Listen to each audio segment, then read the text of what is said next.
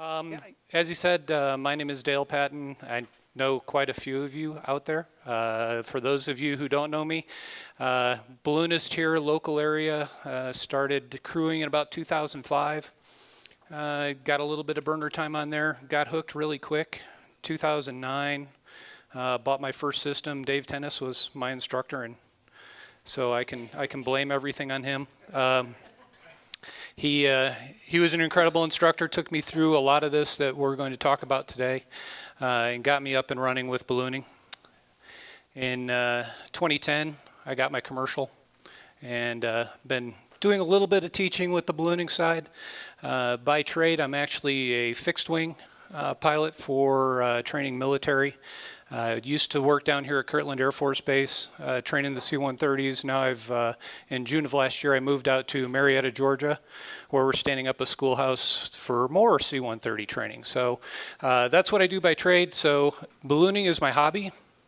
It's something that I'm passionate about, that I really love to do. I love to teach.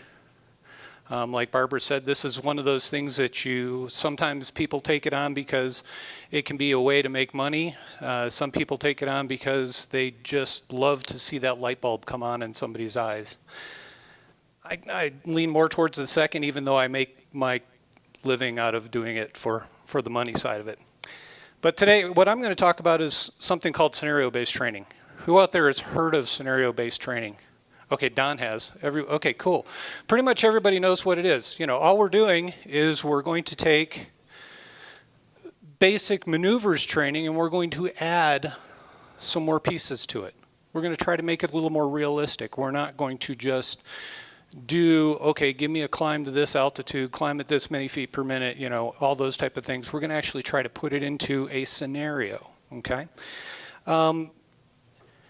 It's a type of training, realistic situations, okay, require the students to prepare mentally, think about this, work it through, okay, and we'll talk about some examples of what we can do.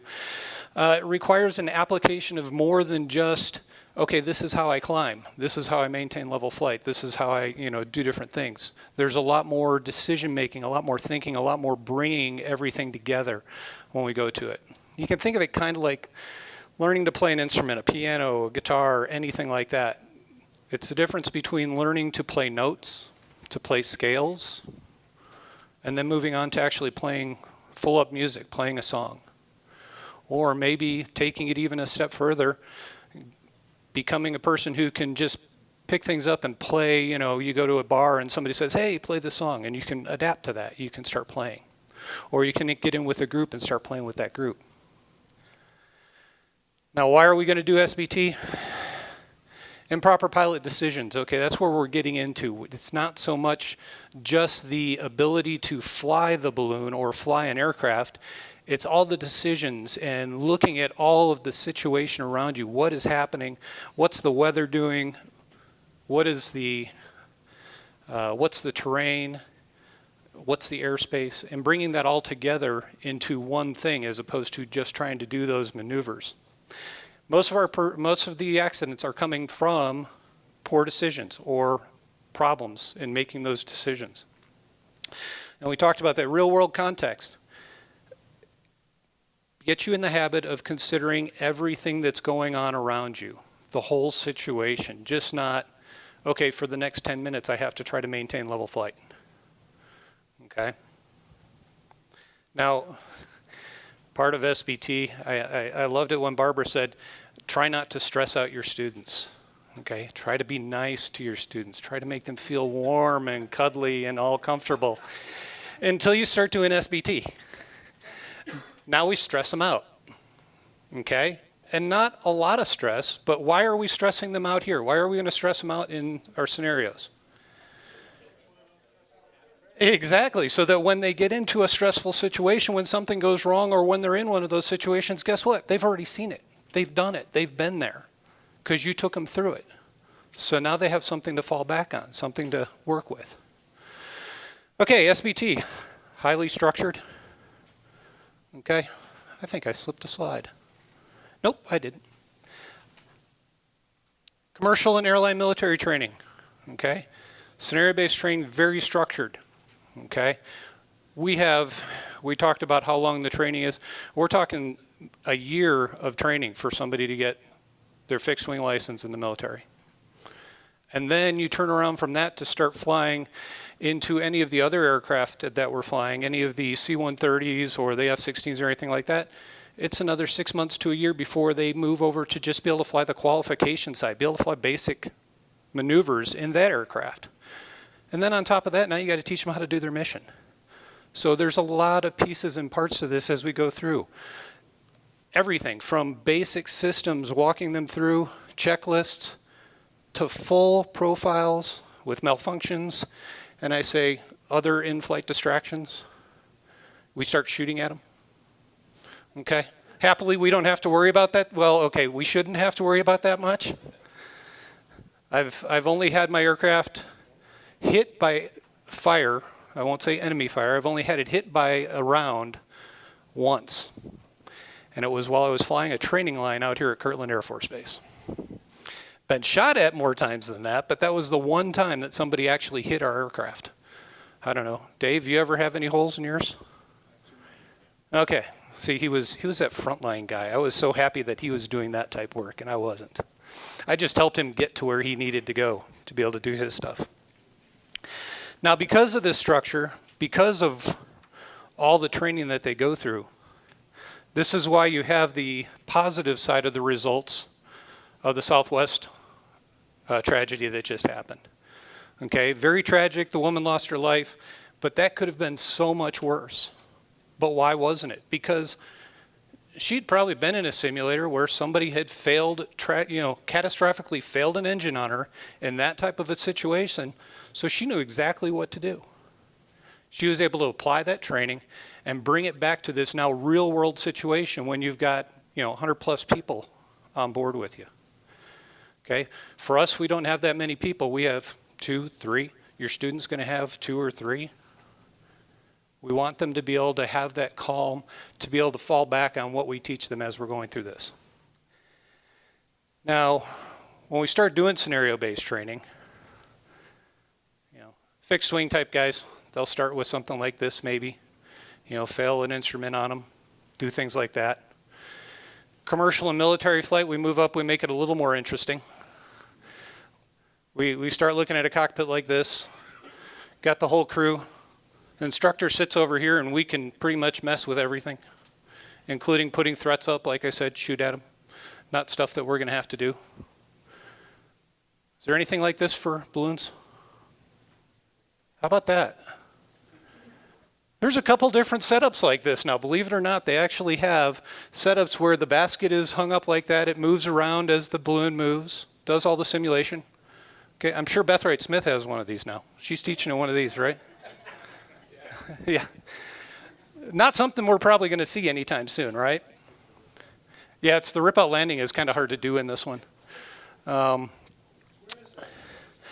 That one I don't remember where I got that picture from, but Vive is one of the companies that's doing a lot of the VR work. They do gaming engines and things like that. They have several virtual reality fly-throughs for not only ballooning where you can actually pilot it, but also a lot of the ones where you're just standing in the basket and they have fun. They do the wind on the face and the whole thing. But they've got some incredible 3D imagery where they'll take you down into, yeah, I do have that, into the canyons and have the balloon fly down in the canyons and things like that. You're flying along with a pre-recorded flight. But there are several of them out there. This was just one of the ones that I could find a good picture of with the... Yeah, you would hope they'd have something better than that, but... So how does this all apply to ballooning? We're not doing that type of stuff, so what can we do? Okay? We're still working from baby steps. We're still working from understanding your systems, understanding your regulations, all that rote memory things that we have to do as we go through.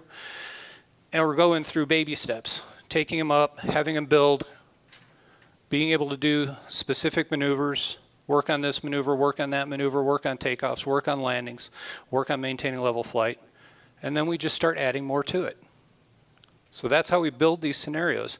We move to the maneuvers, practice specific flights, then we graduate to a full profile. You know, one of the things I bet you we all do, and we'll talk about it again, is we do that check ride prep sortie, okay? So one thing to remember when we're getting through this, and when we get into fundamentals of instruction, you'll probably see, you won't see this slide per se, but we start thinking about these, how scenario-based training can really help you accomplish all of these things and get through all these. Now, scenario-based training is great because what you're learning, what you're teaching them, it's purposeful. You've got a situation, you've got to get yourself through it, you've got to make a safe decision and get the balloon either back on the ground or continue flight or get your systems back working. Results from experience, they're things that he's already done and you're trying to keep building on that. It's an active process. You've got them involved in the learning process. You're not just spoon feeding them or telling them everything that they have to do. They have to make decisions. They have to go through it.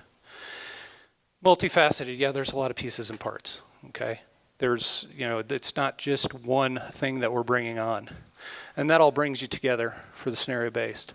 Now the levels of learning still apply. Like I said, we'll get into. We still have to have that rote memorization. You still have to understand what your airspace is. You still have to understand what your CFRs are telling you. You still have to understand what all those things mean. How do they apply? What am I doing when I'm in a different airspace? So how am I applying that? And then the correlation of bringing it all together.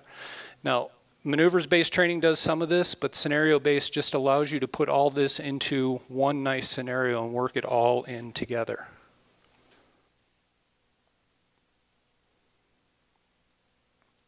Application, making your appropriate radio calls. Just some quick examples. Understanding your airspace, increased traffic, radio calls, big picture. We try to talk about this even sometimes when we do scenario-based training. Now here's the question. Does scenario-based training have to be an actual flight or a simulated flight? What's another form of scenario-based training that you've probably all done or had done with you? Okay, sitting on the ground doing EPs. How about when you're sitting with your evaluator or your instructor and they hand you a chart that's got all the airspace on it and they say, okay, you take off from here. The winds are this, the winds are that. You take off, you fly this long. Tell me what airspace you're in. Tell me what your weather requirements are. Okay, it's kind of a static scenario, but you still have to think through all these different pieces and parts. You're analyzing all. Yes, Don? For those of you who've been through quad A ground school, especially if you do it the last day, storyboard flight, the epitome of Yeah. scenario-based training. So you can still do this on the ground. It's not something that has to be done on flight. You can still do it in that one-on-one session when you're sitting down with your students, working yourself through scenarios. And we'll talk about some of these in other examples too as we go through. This is definitely not a replacement for maneuvers-based training. You still need to do the maneuvers-based training first. Okay, a pilot has to be able to maintain level flight, has to be able to set up and come in for a landing, has to be able to analyze some of the things that go in. This is just taking it to that next step. In fixed wing and in the FAA regs, they like to talk about the HOTS, higher order thinking skills. Okay, that's what we're trying to develop with scenario-based training. Okay, we've got some of that rote memorization, we've got the physical ability to fly the balloon. Now we're trying to get them to pull this all together and make it into a scenario that actually works and keeps them going. So, talk about operational environment. It's your flight environment, where we fly every day. Or maybe it's not where we fly every day. Maybe you're going to do something different. More realistic decision-making opportunities. Okay, instead of just telling them what they're going to do next, tell them what's happening, they have to actually analyze and look what's going on. Think this through, keep working through it as they go through. And something for us to keep in mind, adult learning is something you'll get into fundamentals of instruction again. We learn best when new instruments or new information is introduced along with stuff that's already learned. Okay, so you're introducing these new scenarios, this new information, letting them start getting through all this to correlate all of the other information that they've already learned, okay? Now I'm going to talk about good scenarios. Okay, when we have a good scenario, where do these scenarios come from? We're going to have to make them up. Okay, so this takes a little more time, takes a little more effort to come up with a good scenario. You know, you can't just go out there and say, okay, we'll just work level flight today, or we're just going to work takeoffs and landings. Not that that's not a good profile, because sometimes that is. Sometimes that's where the student needs to be. But when they graduate to the point where they're into these scenarios, where we're really trying to make them make decisions, they're getting ready to fly solo, they're getting ready for their check ride, okay? That's when we need to start building these scenarios and coming up with them. So, clear objectives. Okay, what are we going to work on this flight? Do we want them to work, we're flying in a new area, someplace that we've never flown before. What are all the things that we need to do? How do we get ready to do that?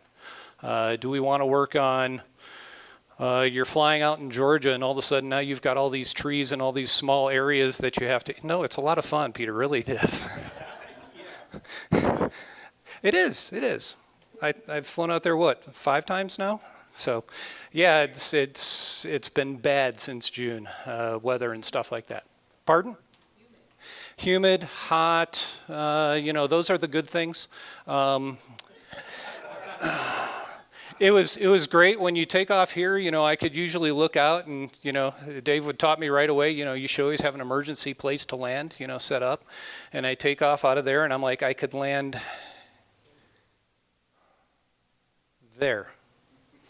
And then I'm flying for about another, well, can't land there anymore. So now, yeah, I can land there and maybe there to have good landing spots, okay? It's a different situation. Put them into thinking about that situation. Now you don't have all these different landing spots. You know, all of a sudden you can take off out of the West Mesa and say, okay, there's nothing but trees until you get past this point.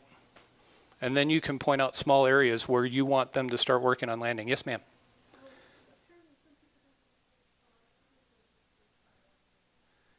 Uh-oh.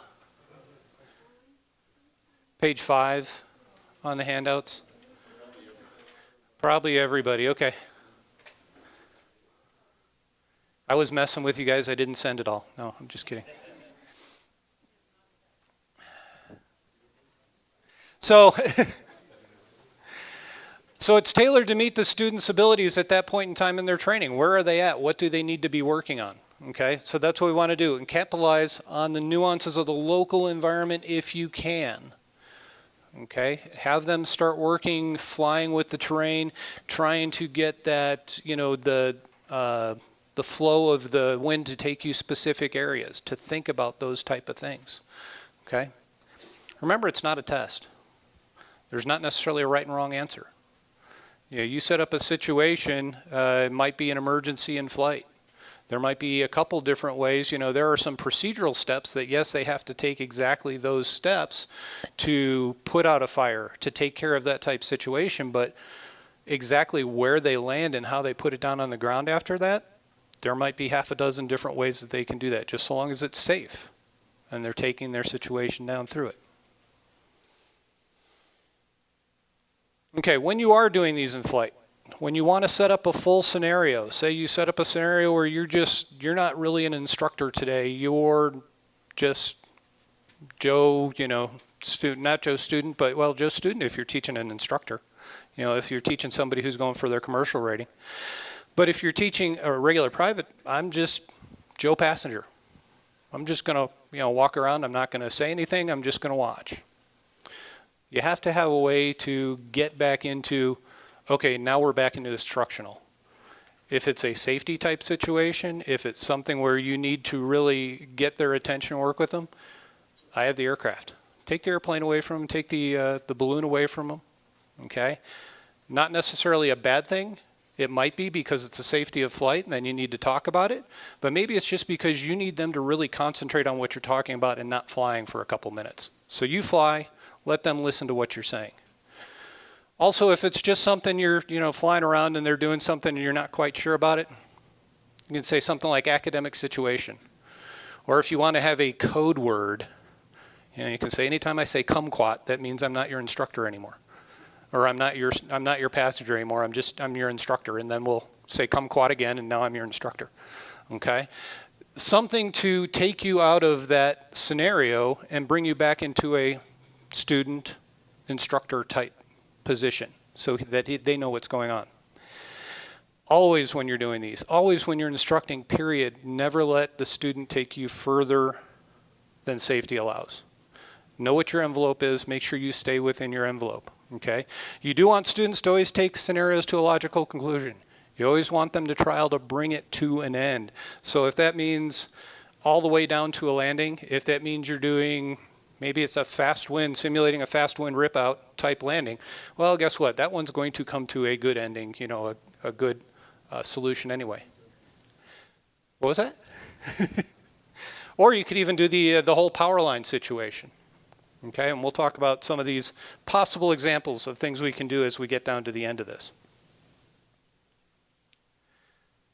Like we said, most of these are examples. I'm going to ask you guys for some interaction. I want to know what other examples are out there, what things people are doing or think we can do. The practice eval. Okay, this is like what I talked about. You're standing there, you're just watching everything they do. You're asking them the same type of questions you remember getting on your eval. Okay, asking them the questions on areas that you know they may be weak in. Okay, those are the things you want to hit them up on. Try to get them on these type of things. Make sure that they do everything that's required per the PTS. Okay, take them, walk them through it. And then, as Ray liked to say, part of his job when he's in the basket doing an eval, or best job, is to try to distract you. Do the same thing to your student when you're flying with them on this sortie. Stand in front of the instruments so that they can't use their instruments while they're flying. Make sure that they're able to maintain level flight without looking at that instrument all the time. When they're trying to do something and set something up, start talking to them about something else. Ask them how their new Digitool system works, or ask them why they got this GPS and not a different GPS. Especially if you have a different one. It's always kind of fun. I think one of my best ones for distracting was actually I was flying with Ken. We had simulated, because he's got a spring top. We popped a couple of springs out of the top just to simulate you had a tear in the top of your balloon, and see how how it handles, how it flies, and everything like that, keeping it down to a minimum. So we're flying along for a little while, and I'm watching and seeing, yeah, everything's going good. Okay, cool. I look up there just to see how it really doesn't want to close back up. Unlike a regular parachute top, it's flapping down and not going anywhere. Then after a minute or so, I realize Ken's looking up, going, wow, that's really hanging down there. And the next thing I did was I looked down and I go, Ken, you might want to burn. So, again, you're doing distractions. You're distracting your student. Be careful that you don't distract yourself too much in the process. Okay? That was a great learning tool for me as we went through there. I'm learning about his system. I'm looking how things work, and all of a sudden I'm going, I got to get back with this. This is another good one. Okay, flying into an unfamiliar area. Okay, a lot of us like to talk through this one. Like to say, hey, these are the things you need to do. You need to go and you need to look at the airspace. You need to look at the charts, maybe bring up Google Earth and fly Google Earth around in the area and see what that's about. Talk to locals, get an idea of what's going on. Terrain. Bill's like, no, don't ever do that. Just go fly. It's much more fun. Okay? General wind patterns. Good and bad directions for flight, where there's a lot of landing spots, where there's not. Maybe there's one really bad person you don't, like the Roswell rally, who's flown out in Roswell. Okay, yeah, we know one place that we are definitely not supposed to fly, because if you fly there, you will probably be met with a shotgun and a very irate landowner. Okay, so those are the things to know. But instead of just telling them to do that, sit down with them and actually do it. One of the best places is right in Bill No's backyard. Okay? Red Rocks is a fantastic rally to go fly. So why not have your student do all the prep?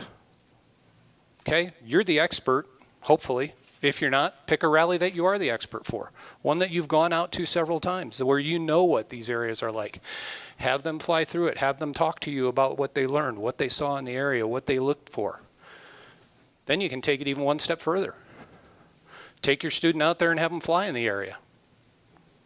Okay? You can't do that for all the rally areas.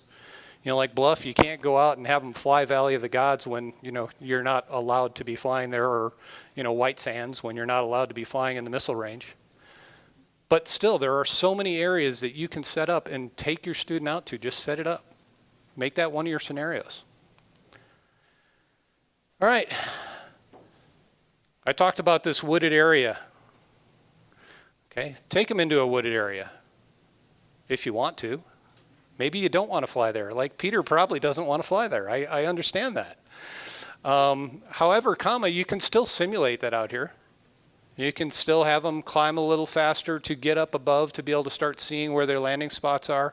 You can tell them, you know, to simulate that this is all wooded and you've got this spot, and this spot. And that's where they're shooting for to land. Kind of like doing competition where you're giving them a target. Doing the same thing, the only thing you should tell them, you have to maintain a minimum of 100 feet over everything, because if you go lower than that, you're in the trees. Unfortunately, you can't do the nice speed brake thing where you actually brush up against a tree to slow yourself down to drop into an area.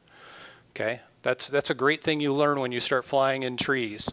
You learn how to pick the needles out of trees and stuff like that, and hopefully not start picking parts of trees out of your basket. Okay. But you can do the same thing out here when you drop down into the river. Probably everybody's done it as they've been coming in. They're coming in a little quicker than they want to, so they just, you know, drag the top of a tree as you drop down into the Rio Grande. Do the same thing when you're out on the West Mesa. I want to stop on that road, but right now I'm going too fast. So I'll hit this nice, I was going to bring up Cholla. Okay, avoid the Cholla, hit something else to slow yourself down. Okay, you know, think about those things. Simulate tight landing spots, tight launch spots. You know, they may be coming into a huge open field and tell them, okay, you've got that little corner of it to land in, that front corner. That's all there is. Make them land in that spot. Make them do steep approaches into places where they have to try to level off, you know, maybe drop from 3,000 feet down to about 100 feet off the ground and then drop it into their area. You're simulating that you have those bad winds between you and the ground, okay? Just tell them, the winds between here and about 150 feet from the ground are going to take you in a direction you do not want to go. We need to drop through those at least 600 foot per minute and have them work that, practice that, okay? You don't even need to tell them that 600 foot. Just tell them all the winds going below you are going to take you off in that direction and you're trying to land there. They're the ones who need to analyze it. That's part of that scenario, working them through it. High wind landings. Dave Tennis and I tried to get a high wind landing for me, I don't know how many times. We go out there and we're like, yeah, looks like today might be the day. And then we come in to land and it's like 3. Yeah, and you're going, okay, and I can't even rip this out because if I do, I'm just going to cover the burner with the fabric. But find one of those days, you know, if you're having trouble, you haven't gotten an actual high wind situation, you've gotten lucky, you've been able to avoid that. One of those days when you're flying at 5 knots, you know, you're not moving that fast, but you can still go through the procedures. Just say, hey, we're going to do a high wind landing. We're coming in, high wind landing, do it, have them drop down, get just above the ground, do all their procedures just as they would for a normal high wind landing. The rip out power line avoidance. Okay, I know Don does it, I know I do it, I know Beth does it, I'm sure several other people do it. I'll have another time where, you know, I've told my student at any point in time, I might just yell power line, power line, power line. And the expectation is you set up the system and rip it out from wherever we are at that situation. So, you know, we may be ground tracking, probably not ground tracking, maybe a little bit higher. Okay, just floating around in some nice open space, call that out. Make sure they're getting the tanks shut off, getting the top ripped out, and getting themselves on the ground as quickly as possible. Why are we doing that? So again, when they're in that situation, it's something that came up, they weren't expecting it. All of a sudden they saw the power line, boom, they knew exactly what to do. Failed pilot light. We practice this a lot on the ground before we take off. You know, have our PZOs not work, make you reach up, do the striker. We do a lot of that on the ground. How many people have done this in flight? Okay, quite a few hands, which is good. High altitude or low altitude? Low? Okay, I got a lot of lows. Don's like high. I want you way up high. Okay? Here's another situation too. If you've got double burners, why not just kill one of them and tell them you can't use this other burner at all? You got to get that one going. If you don't get that one going, we're all the way down. And that way you've got the other one as a safety. Again, like we said, take it to a natural, to a logical conclusion. Let them take it all the way through, but you've got that as a backup for safety. Doesn't work too well in my system because I've got the single burner with the double everything on it, but still have them go through those procedures. Work it all the way through. And don't just stop it with, okay, they recovered the pilot. Okay, now what do you do? Are you going to keep flying? Fly for another hour? At least let them take it. Go, okay, I've got a problem up here. We're going to put it down. First landing spot's right there. Boom, come in, land. All right, cool. End of that scenario. We got ourselves down on the ground. We're all safe. Everything's good. Now you've got your system back. Let's go up and do it again. But this time it'll be even more fun. That's what was always fun in the plane. We put them in the simulator, and there was one sortie, I think they tried to take off like 8 or 10 times before they finally got airborne. How many different ways can an engine fail on takeoff? It's amazing how many things you can do. So if you got a private pilot, again, do this, tell them, tomorrow when I come out, I'm just your passenger. Okay, I'm going to meet you, and from the time I show up, I'm just your passenger. I want you to brief me like your passenger. I want you to make all the decisions. I want you to figure out where we're flying. I want you to do everything like the passenger. You get in, you do everything like they say. You're just watching them and making your notes as you're going through. When you get in the basket, you're not talking to them about what you want them to do. You let them run the scenario. They're running the whole flight. They're figuring out where they're taking off from, how they want to fly, where they want to take you, how they want to do this whole thing, brief you on your landing, come all the way back in. You are a passenger. Not really, but you're pretending like you're a passenger. So do that all the way. When they start getting a little more advanced, start bringing some of these in there. I've had kids right after takeoff just started screaming because they were afraid of the height. We weren't in a really good situation to land, so we had to wait a little while. How do they deal with it? How do they talk, bring things to an end? Overly talkative or distracting, okay? Or the other one, not listening to directions, touching things you shouldn't be touching, go over and turn off a tank just because, hey, what's this thing do? Be that annoying passenger. Don't be the passenger that probably, one you probably don't want to simulate on here, or somebody actually had this situation, was a passenger said, I really feel like I need to jump out of the balloon. No, it was not a skydiver. Yeah, and there was one person who, I've seen that and you go, that just really, it's a weird feeling. Okay, I'm back here, I'm just going to do this. But this guy kept going on. No, I really feel like I need to jump. So finally he held him back, got him on the ground. He goes, oh no, I'm good now. No, you're not. Okay, again. Set up that situation. You're on the ground. He says he's fine. Now what are you going to do? Get out of the balloon. Okay. For your commercial pilots, okay, have them set up the profile for me as their student. I know this is one of the things that I know Beth loves to do. Because as she says, she's a terrible student pilot. It's really fun watching her come in for landings sometimes when she's playing student pilot. Okay? But so that's part of the situation. She's setting it up, trying to get you into that mode where you are the instructor from the start to the end. So you need to do the same thing with your students when you're bringing them through and getting them ready to be in here. You can under burn, do whatever you want to have terrible altitude control. Maybe you're not paying attention to the winds. You have no idea where you're going, where you came from, what's going on. Layout and assembly, that's always fun. Twist a cable and, leave a carabiner unhooked, all these different little things that you can do. All right. Anybody got other examples? Peter.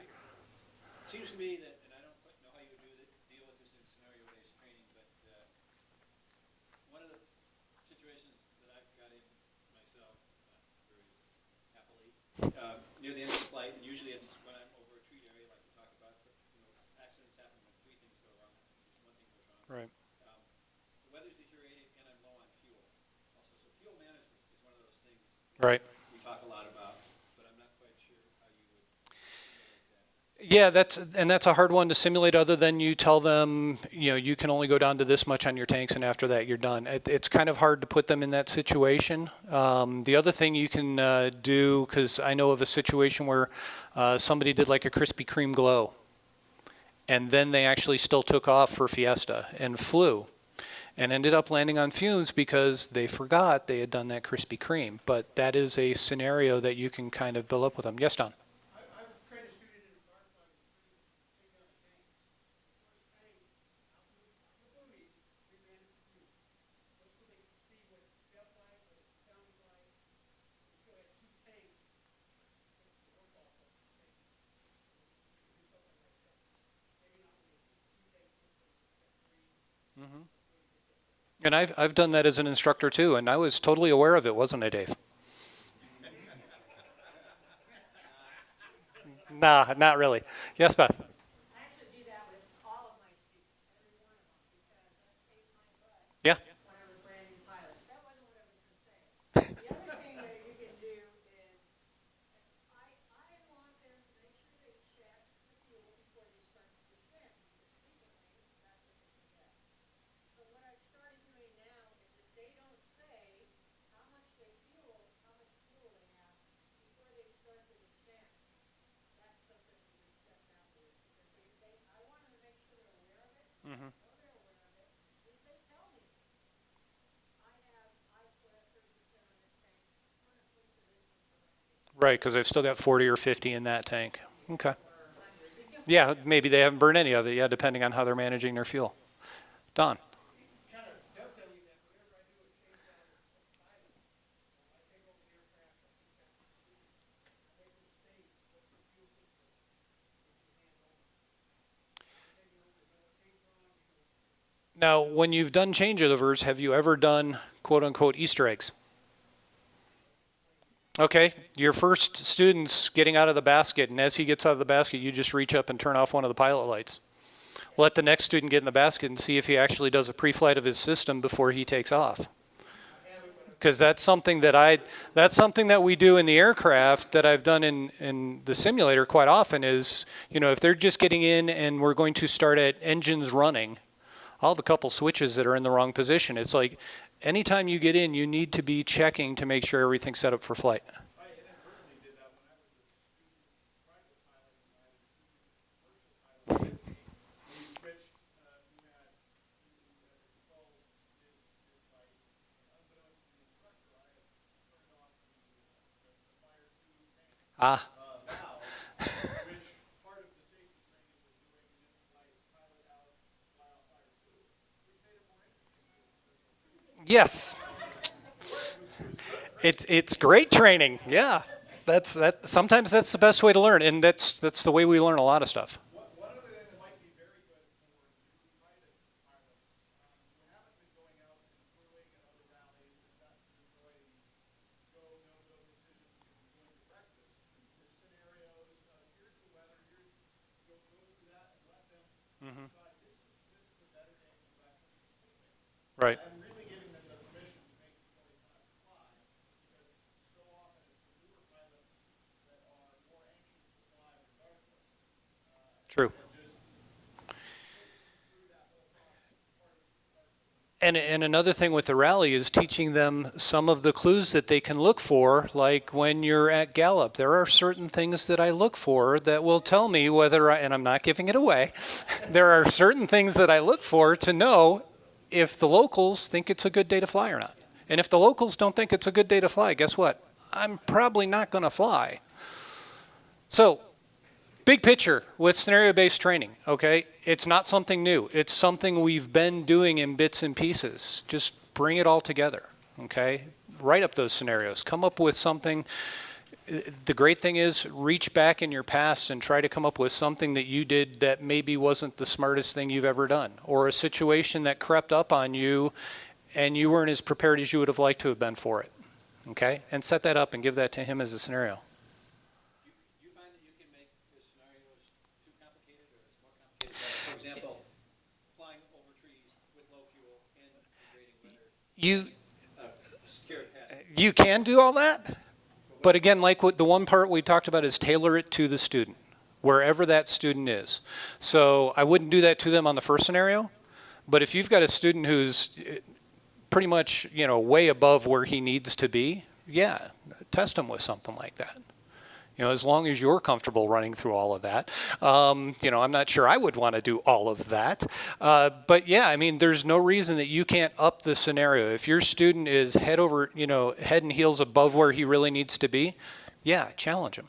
That's always a good thing, because you want them to not necessarily get completely out of their comfort zone, but to the point where they're kind of stretching their comfort zone. That's where they're going to start processing more of this and learning more from it. So yeah, that's a real good point. Using construction with maneuvers-based training, it's still the same. Okay, and remember, it's just a way to bring everything together to get them ready for the PTS, for their check ride. More so than that, because the PTS, passing the check ride, all that does, and the evaluators will tell you, now you have a certificate to go learn. That's all it does, especially as a private pilot. And it's the same thing with a commercial, because we can't show them all the stupid things that your student's going to do to you. You'll spend the rest of your life trying. I do scenario-based just for ground training stuff. If I'm doing a flight review, I'll give them a scenario for navigation stuff. So I'll make them, okay, you're at this location, and I give them all the weather. Yep. And then say, okay, you've taken off at this location, what airspace are you in? What airspace are you in at a foot above the ground? When you go through 700 feet, what are you in? I take them up into another airspace and then to a third airspace. Space. Into a landing, so that gives me an idea of what they know, number one, about the weather services, airspace, and then the requirements for radio calls, Right. cloud clearances, and everything. And that's a great one to do for one of the classroom, one-on-one type instruction is one of the great things to do with that. So I like those, going through those type of scenarios. Anybody got anything else? Any other questions? Any other suggestions? All right. I appreciate your time. Thank you so much.